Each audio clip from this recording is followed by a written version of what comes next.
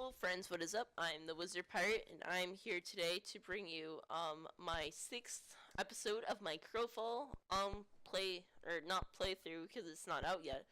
But the Crowfall pre-alpha chats or whatever you want to call it. So what Crowfall is, if this is your first episode, it's a game that is created by J. Todd Coleman and Gordon Walton. J. Todd Coleman was a guy who helped create Wizard 101 and then later Pirate 101. So I support him in all three of these games. So why not?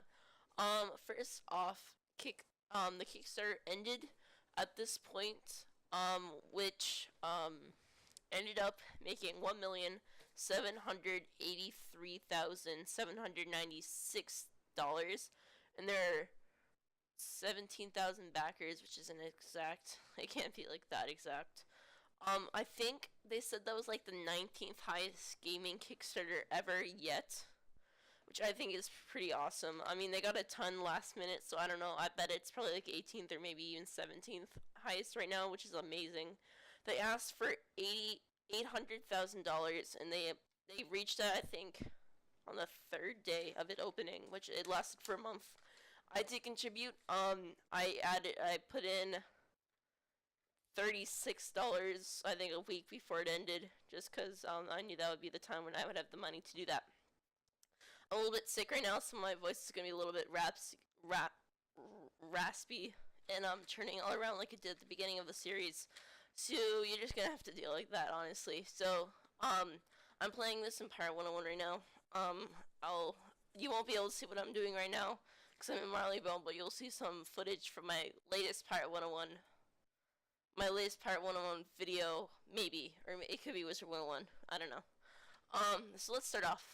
All the stretch goals unlocked were female centaurs, all father statue for personal kingdom, or the internal kingdom, I think they're calling it. Free month of VIP for all backers, mounts and caravans. And then I think at the $60 mark they got a horse. At the 100 and the $100 mark they got another horse. And then at the $130 and up they got another horse that was like a Knight Rider one, and it was like fire everywhere. And yeah, so then the Guinean Beast pack pets, or whatever you want to call it, for all pledge levels, so I'll be getting that. They can die and people can take them, and they do die over time, but I believe because it's a Kickstarter thing, you can get like a statue that you used to summon it back, and that lasts forever. So I'm pretty sure, because I was just watching listening to Crowfall Radio 101. I'll put their link in the description, and maybe I'll show like their logo or something on the screen.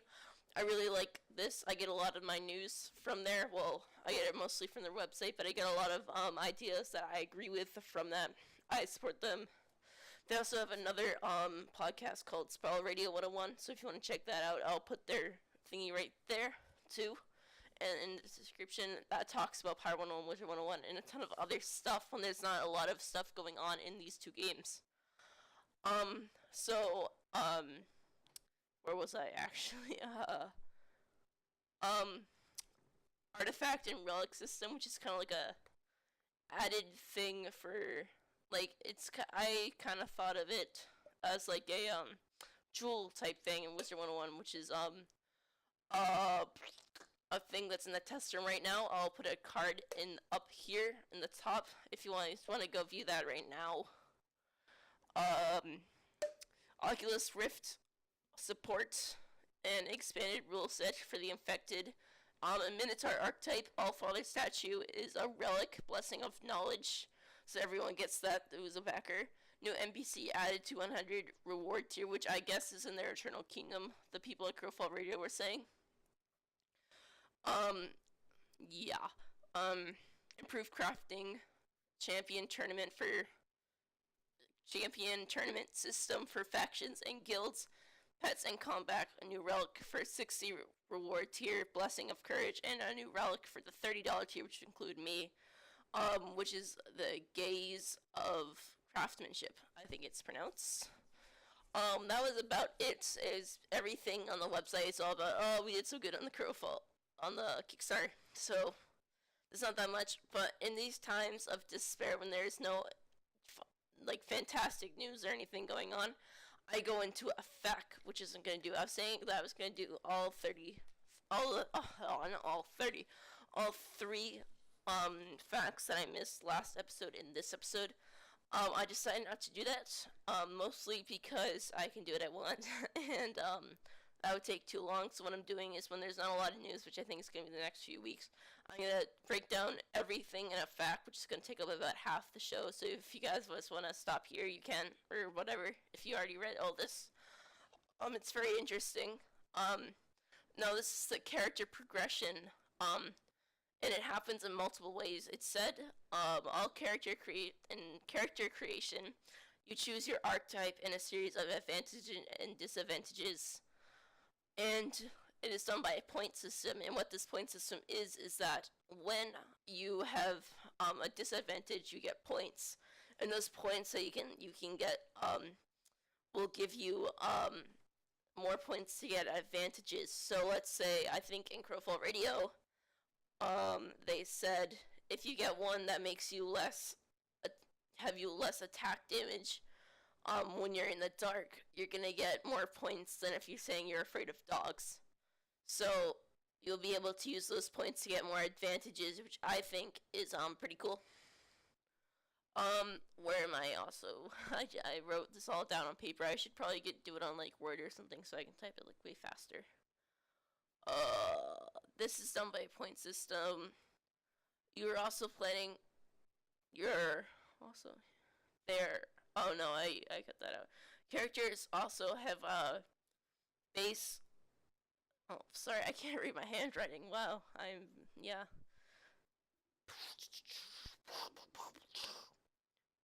Characters also have something of skills that they can complete.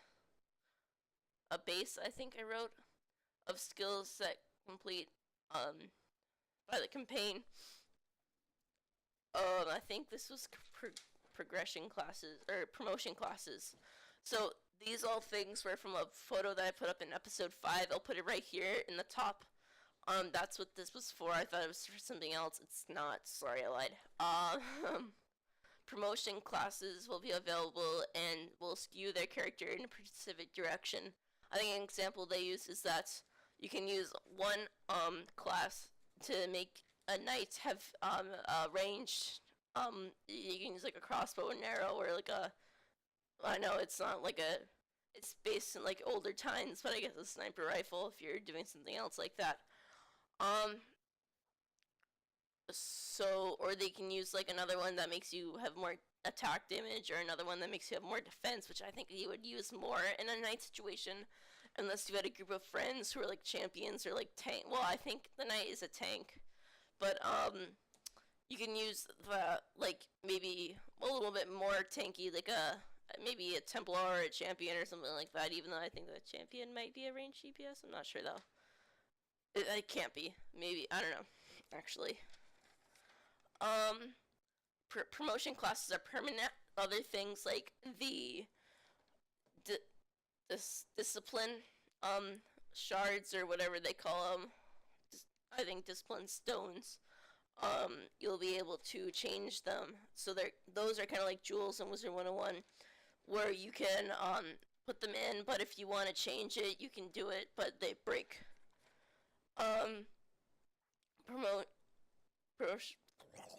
Promotion classes grants new powers, expands existing new ones, or expands existing ones, and offers final choices to other advantages and disadvantages. You can override a discipline, which with a discipline, it says you can override a discipline with a new discipline stone. Okay, so that's just like what I said, putting in a new one. Disciplines are not available in all archetypes, so if you have a discipline that has like more range, that let's say give you plus 15% attack boost, which I don't think would be something, but if it was yeah, so if you do that, like maybe a Centaur or something wouldn't be able to do it because that's I think a ranged DPS or something. Um, you can, what? Oh, you can get disciplines by participating in campaigns, by scavenging them, which is by going through the campaign worlds and collecting them, or I think through dead corpses in the world, by crafting them, and and yeah, okay. And you can train discipline stones that you have not equipped yet. So if you can't do that because if you take it out of your if you take it out, then it will break like a jewel in Wizard 101. So that's all I had. So just to say what I have, if you guys weren't listening, to upgrade yourself, you can choose the advantages and disadvantages, the promotion classes, and the disciplines. So that's all very cool. That's all I have for you guys today. So I want to thank you guys so much for tuning in. Make sure to rate, comment, subscribe, like, and favorite. Some videos coming up will be the part 2 to my Wizard 101 update stuff. You guys, really, in the past 2 days, I think I've got 46 views. Only one of those are mine to add the cards in after I uploaded it. So that's pretty awesome. That's one of my better videos. I think it'll probably be on my top 10 videos, maybe, if this keeps going. So I'll finish the fishing quests in the test realm, because you guys seem to want that quite a bit. I'll be doing some videos on the Pirate 101 if that is not available with Aaron, because he doesn't, well, it's not his fault, but he can't always get on. So I'm going to try to speed up the series by doing some videos alone and then helping him catch up on my other guy who's level 58, I think. So I'm going to help him get leveled up with that, and then I may go. I'll see if that will speed things up so I can keep the series going on so I can get past Cool Ranch, because that is really like hump day. Yeah. So I want to thank you guys so much for tuning in, and I shall see you guys later. Bye.